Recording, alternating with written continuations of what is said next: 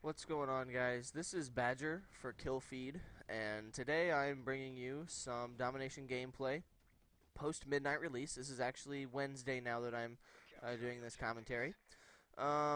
This particular map is called Mission. It is I enjoy it. Now, this gameplay is not filmed from my perspective. This gameplay is filmed from a member of my clan's perspective. His name's Costophorus. He goes 60-0 on this match, which for the game being out this early is very, very impressive. Now, he's using the Type 95 assault rifle with a heartbeat sensor and the rapid fire attachment, which I'll get into in a little bit. What I wanted to use this video for was just kind of a commentary about what I like so far, what I don't like so far, ins and outs of the game, a little bit of intro for those of you who maybe haven't bought it yet, or if you have bought it and you haven't really got too deep into the gameplay yet, or if you've just been playing the campaign and haven't even started multiplayer. Things that I like about this game, things that I don't like about this game. First off, I just wanted to say that in a previous video, I had talked about people who were speculating that this game would be very, very similar to Modern Warfare 2. Well, I can tell you right now that it's not. This game, aside from, well, basically the graphics engine, is nothing like Modern Warfare 2. The point streak system, the weapon system, creative classes, the perk shop, everything like that, everything is different. And I'm definitely enjoying the game so far. My group is definitely enjoying the game so far. We all went to the midnight release. We had a party of 6 that we had for the midnight release, and we started it up, and we haven't lost a match yet. I think most of us are set about 95, 96 wins and no losses. So it's definitely enjoying the game so far. Now, I know that you don't get the bread and butter crop of the game players whenever you go to a midnight release and stuff like that, but that doesn't, we're definitely trying to get used to the game still, learning setups on maps and things like that. This particular map, I think I already said it, is called Mission. This is Domination gameplay. Now, Costophorus here is using the Specialist point streak setup. So he started off with a blue perk, red perk, and a yellow perk. And then his selected perks that he received were Sleight of Hand, Blast Shield Pro, and Assassin Pro.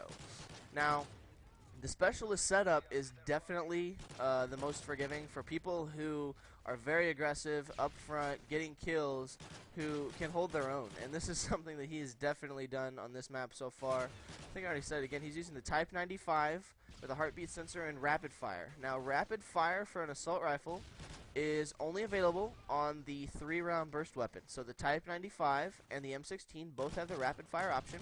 What it basically does is it increases the fire rate for the burst and decreases the time you can take between bursts.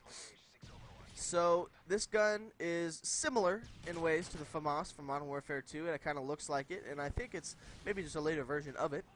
But whenever you put the rapid fire attachment on there, it makes the gun shoot much, much faster, almost comparable to a G11 from Black Ops. So those of you who are proficient with the G11 and Black Ops will definitely enjoy using this gun. He's using it with the attachments proficiency, so he has 2 attachments on it. You can see he's using a heartbeat sensor there. He prefers it. I don't. I prefer to have a red dot on mine just because I'm not as good with the iron sights, but you can see that he's really just spot on whenever he's shooting somebody. He's got an aim the likes of which I've never seen before. So he doesn't need a red dot. More power to him. He's doing just fine. Me, I prefer a red dot on most of the guns that I use. I like the red dots, and they're not as customizable as they were, like, say, in Black Ops or anything like that. But this game is really catered to what you enjoy using.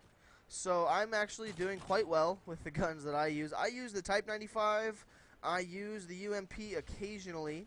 And right now I just unlocked the ACR a little bit last night, so I've been using it. I like all the guns that I use, and then the L118S sniper rifle is kind of just fun to kind of mess around with, do a little bit of quick scoping, not too much. I don't want to look like too big of a tool.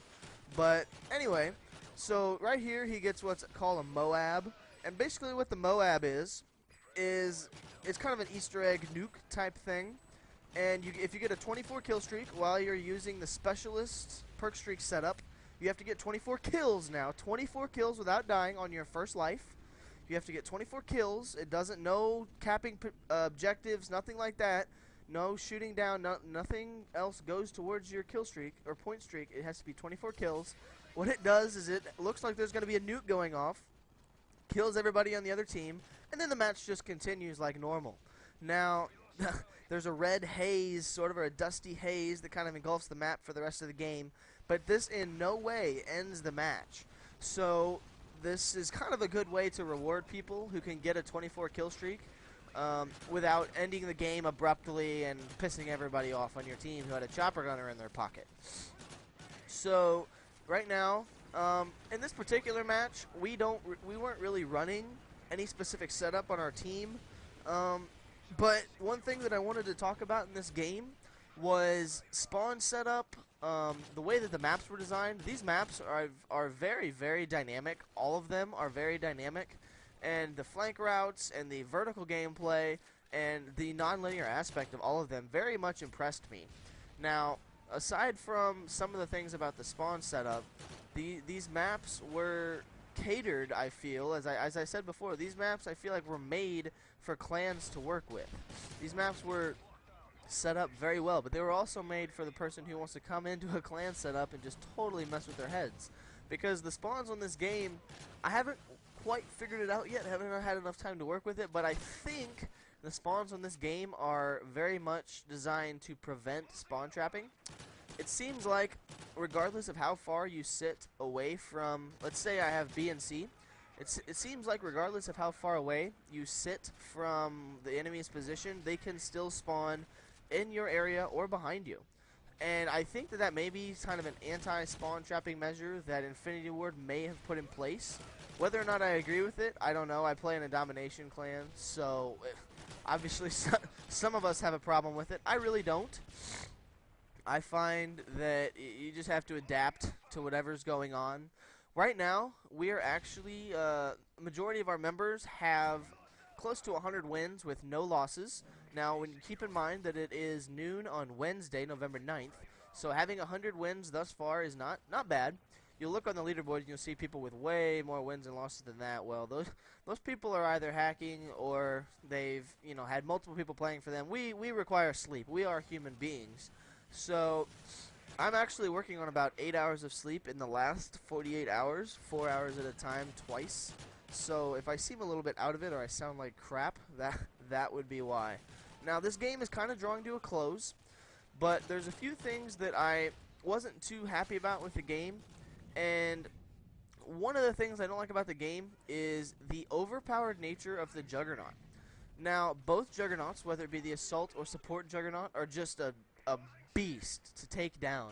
You have so much resistance, and you gain scavenger bags. Whenever you're using the Juggernaut perk, you get to pick up scavenger bags, which is, oh my goodness, it's just so brutal.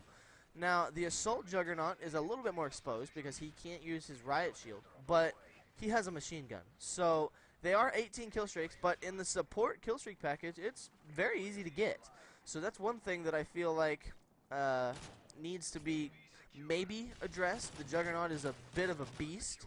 But other than that, the kill streaks I feel are a little bit balanced because the support kill streaks, there are very few that are large in part for killing people.